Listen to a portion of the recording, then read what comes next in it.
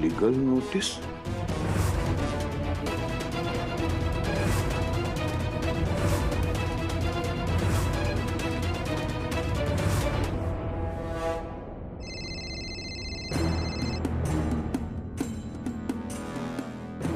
हा बाबा बोला. वेद, हे तू खूप चुकीचं केलंस. रेणुकाला इकडं पाठवून तू सगळी लाज लज्जा सोडून तिकडे राहिलायस ना, हे खूप चुकीचं केलंस. मी चुकीचं केलंय? आणि तुम्ही दादांना जे म्हणालात की या दोघांना परत पाठवू नका किंवा फक्त मी एकट्याने परत यावं, हे म्हणणं चुकीचं नव्हतं का बाबा? बघा, माझ्या लक्षात आलं की तुम्ही मला रेणुकापासून वेगळं करायचा प्रयत्न करताय. आणि काही झालं तरी मी रेणुकाची साथ सोडणार नाही. आणि बाबा, मला प्रॉपर्टी किंवा पैशाची हाव नाहीये. त्यामुळे त्यासाठी मी रेणुकाला सोडून परत येईन असं वाटत असेल तर तुम्ही चुकताय. हे बघ, ती मुलगी संसार करू शकत नाही. पुढे होणारा त्रास वाचवण्यासाठी आम्ही हे सगळं करतोय, समजून घे. बाबा, या तुमच्या चुकीच्या विचारांमुळेच आपल्यातलं अंतर वाढत चाललंय. हे तुम्हाला का कळत नाहीये? हे अंतर का वाढतंय याचा सुद्धा तू एकदा नीट विचार कर.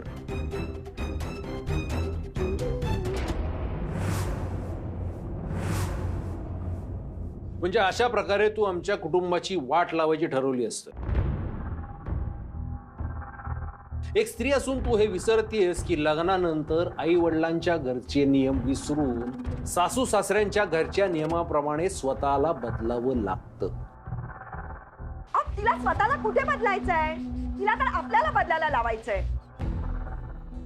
त्या मुक्तासारखा आगाऊपणा करायला बघतीये. त्यात आता या घरच्या एकुलत्या एक लेकाला त्याच्या आई वडिलांपासून दूर केलंस तू.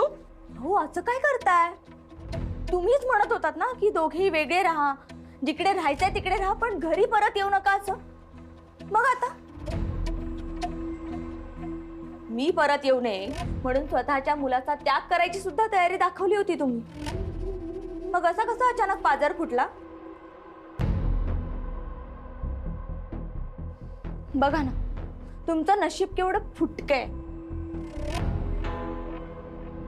मुलगा लांब गेला आणि सून घरात आली. जाऊ दे, हाताना स्वतःला त्रास करून नका घेऊ. एकत्र कुटुंब बनून राहायची मनाची तयारी करून घ्या. आई, आत्या आणि बाबा, आपल्याला घरात एकत्र मिळून कामं करायची. स्वयंपाक करणं, खिडक्या साफ करणं, बागेत पाणी घालणं, कपडे धुणं, वाळत घालणं, बाथरूमची साफसफाई करणं. हा, आता ज्याला जे आवडेल ना ते त्याने करावं. अरे पण ह्या सगळ्या कामासाठी आपल्याकडे बाई आहे. अहो आत्या, ती बिचारी एकटी नाही पुरत, म्हणून तर आपलं घर कायम असं अस्वच्छ असतं. आणि आत्या, मी ना आजपासून तेच काम करणार जे मी सांगणार. तुझी ही जबरदस्ती आम्ही खपवून घेणार नाही. आणि ह्या घरातल्या वयस्कर माणसांची तू जर का अशीच वागलीस ना तर पोलिसात तक्रार करू आम्ही. करा करा, मी पण तुमची तक्रार करणार. कारण माझ्याकडे तर तुम्ही केलेल्या छळांची भली मोठी यादी आहे. मग बघूया कोणाची तक्रार भारी पडते.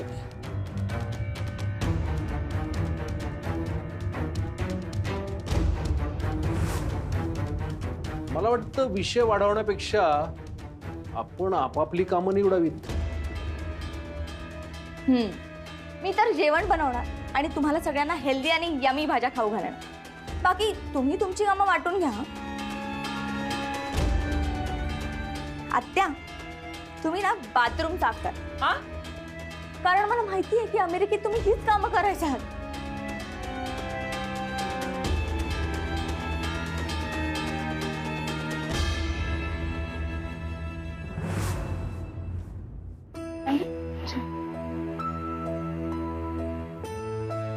ते एसटीच्या कामाचं विचारून आलो, अजून काय होत नाहीत. इथं जवळच टाकळी नावाचं गाव आहे, तिथं तुला घेऊन जातो. एका मोठ्या बिल्डिंगचं काम सुरू होणार आहे तिथं. तिथं ऑफिसात लय माणसं लागत आहेत. ते काय सुपरवायझर काहीतरी असं मुकादमाचं काम आहे तिथं. तर ते मी साहेबांसंग बोललोय. ते म्हणले की हा चालन. तिथं घेऊन जातो. जायला 2 तास लागत यात, पण आपल्या गावात एसटीची सोय आहे. हा सकाळी उठून लवकर एसटी पकडायची आणि कामाला जायचं आणि परतीच्या गाडीने परत घरी यायचं. चालत. म्हणजे काय, काम पण होईल आणि संसार पण. होय चालत. पण ते कामाचं पक्क होईल ना? प्रयत्न करू आपण, काम होईल. फक्त तुझी तयारी असली पाहिजे. माय तयारी आहे. म्हणजे किती पण कष्ट करायला लागू देत, मी करायला तयार आहे. हा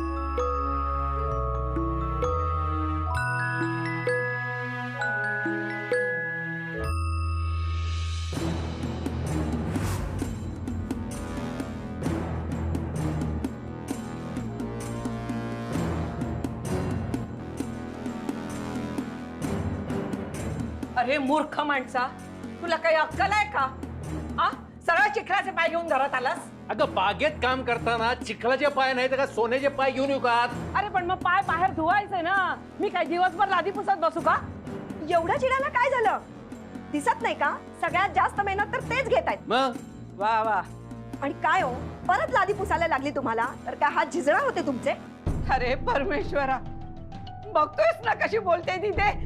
वा, आणि तुम्ही अक्कल काढली यांची तेव्हा? बाई बाई बाई बाई, ही तर रेणुकाच्या वरचढच निघाली. 2 शिव्या द्या हा, पण रेणुकाची उपमा द्यायची नाही, नाहीतर माझं तोंड सुटेल. आणि तुम्ही काय उभे आहात? तुमच्यासाठी बोलते ना मी इथे. तुम्ही फक्त इथे मूग गिळून उभे आहात. तो काय बोलणार आहे? हा, तो काय बोलणार आहे? तो घरात सगळ्यात लहान आहे. लहान आहे म्हणून काय झालं? फक्त अपमान करणार आहात का त्यांचा?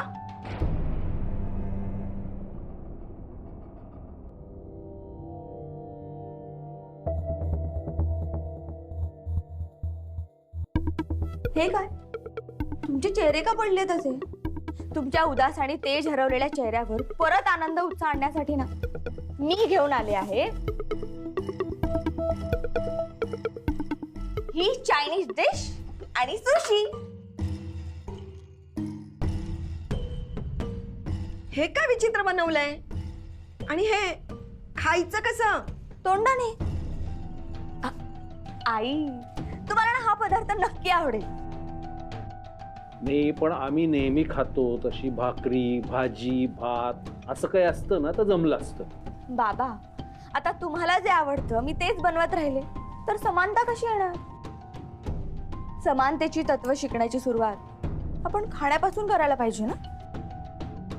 एकदा का आपल्या जिभेने समानता मान्य केली की मग भाषा, पेहराव, संस्कृती आणि स्वभाव पण आपले वाटू लागतात. आणि मग हळूहळू आपले विचार सुद्धा असेच प्रगत होत जातात. मग तुम्हाला समजेल की एखाद्या पदार्थाची चव जशी श्रीमंताच्या जिभेला लागते ना, तशीच गरिबाच्या जिभेला सुद्धा लागते. देवाने पोटाची भूक आणि चवीचं सुख सगळ्यांना सारखंच दिलंय.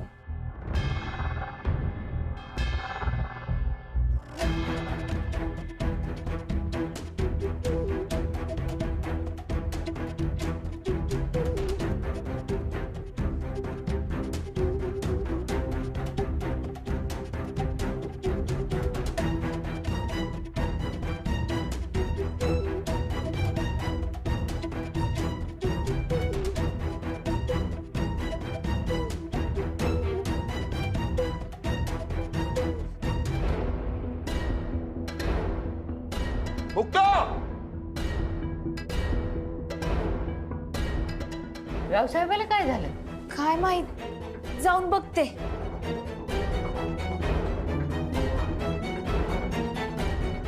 मुक्ता बाहेर ये. अरे वा, आवाज ऐकला बरं वाटलं. दादा चिडलाय म्हणजे नोटीस हाताला लागलेली दिसतेय. चलो चलो, नाही मूड बदला. हा.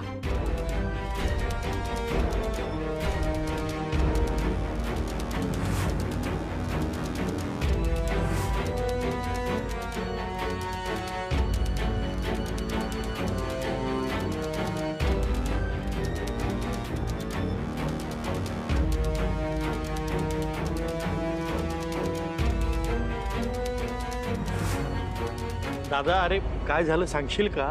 काय झालं? का एवढ्या मोठ्याने हाका मारतं तिला? रावसाहेबा, समधीजण विचारतात मुक्ताकडे असं काय बघतेस?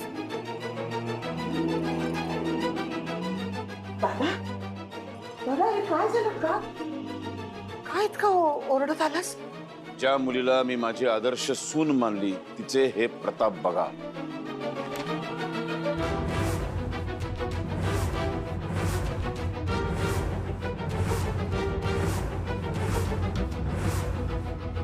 या घराचा आणि या प्रॉपर्टीचा हिस्सा मागण्यासाठी तिने वकिलाकडनं ही नोटीस पाठवली आहे मला.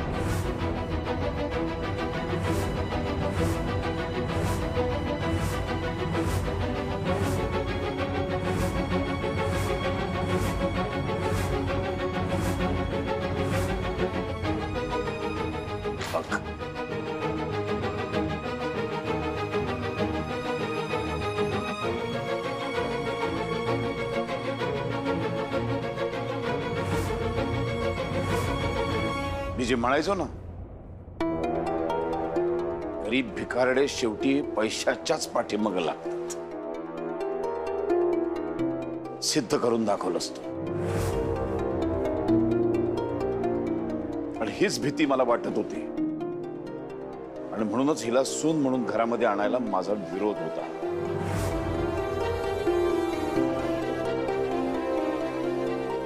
गरीब भिकारडे किती यांच्यावर प्रेम करा, यांना किती मानाचं स्थान द्या, शेवटी हे पैशाकडेच धावणार.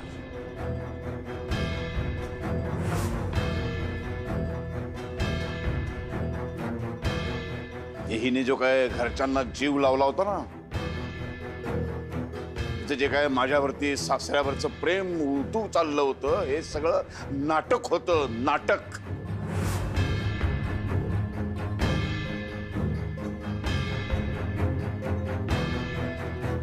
ती ह्या क्षणाची वाट बघत होती. हिस्सा मागायचा होता तिला, हक्क मागायचा होता तिला.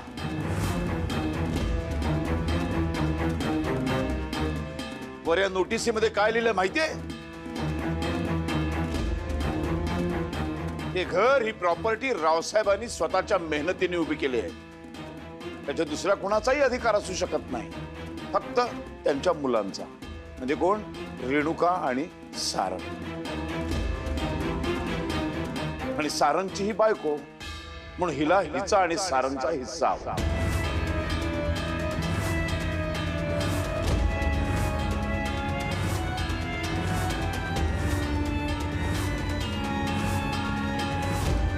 अगं प्रेमानं मागितलं असतंस ना, तर हसत हसत तुला वाटेल ते दिलं असतं.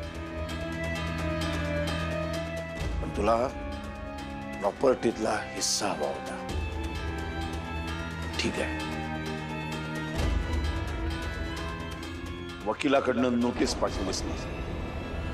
आता आपली भेट कोर्टामध्ये होईल.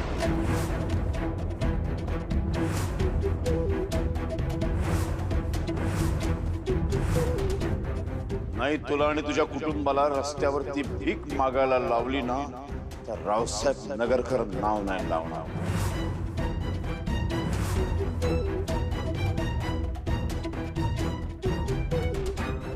माझ्यातला जुना रावसाहेब नगरकर पुन्हा जिवंत केलाय.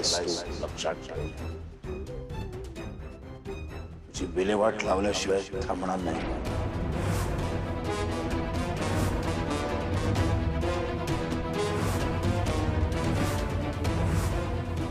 या घरामध्ये राहायची लायकी नाही तुझी. आत्ताच्या आत्ता इथून चालायला लागला.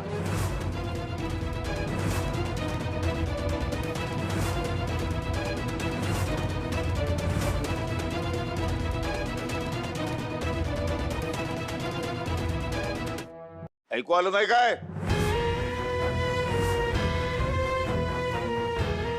चल निघ.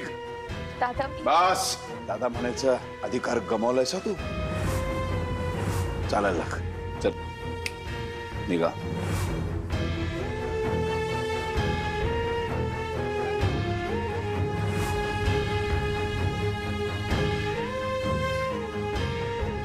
हो दादा, बस, चांगलंच ओळखलंय मी हिला. इतके महिने आपण घरामध्ये एक साप पाळला होता. साप.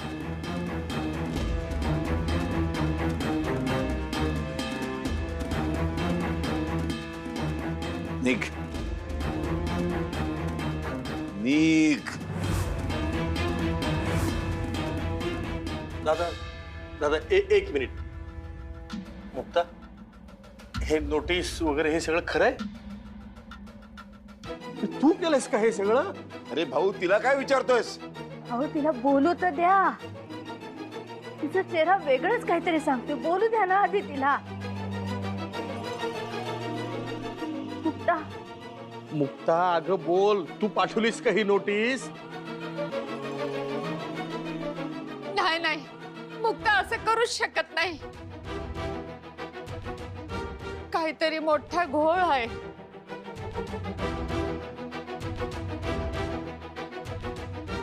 सांग मुक्ता, या मागचं सत्य काय आहे? अगं हे फक्त तूच सांगू शकतेस. ही नोटीस तू पाठवलीस का? हा अगं मुक्ता बोल ना.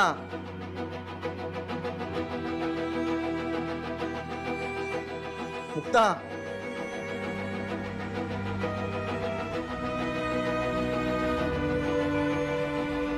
वय मीच पाठवली.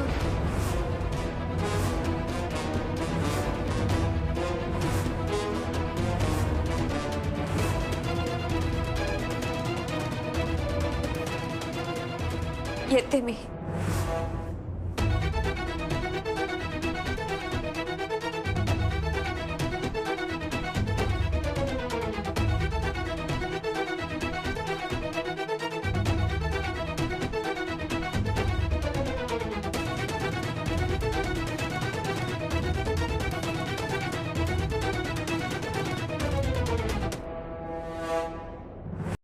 थांब.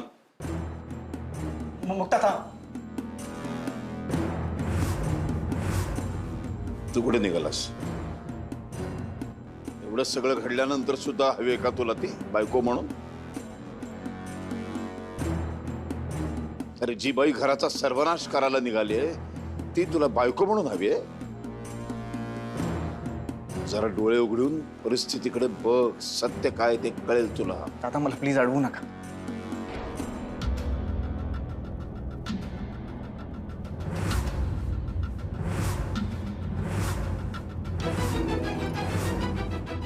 सांगितलं होतं की नाही, या मुलीशी लग्न करू नकोस, करू नकोस. सांगत होतो ना मी तुला, ऐकलं नाहीस तू माझं. बघितलंस ना, प्रेम, आदर, नाती यांना काही पडलेली नसते. यांना हवा असतो फक्त पैसा.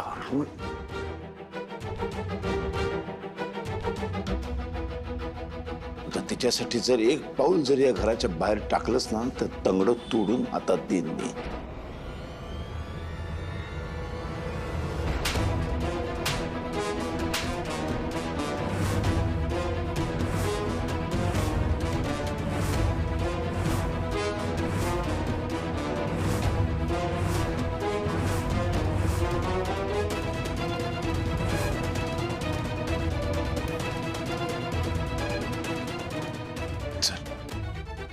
नाही दादा.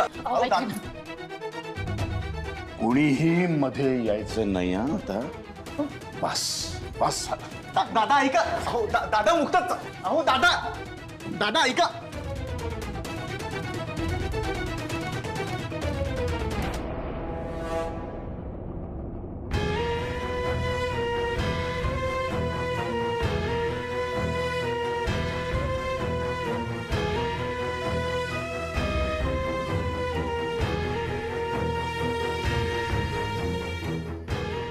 गरीब भिकारडे शेवटी पैशाच्याच पाठीमागे लागतात.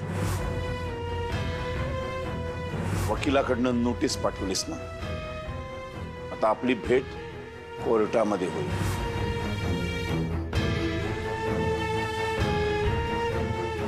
नाही तुला आणि तुझ्या कुटुंबाला रस्त्यावरती भीक मागायला लावली ना, तर रावसाहेब नगरकर नाव नाही लावणार.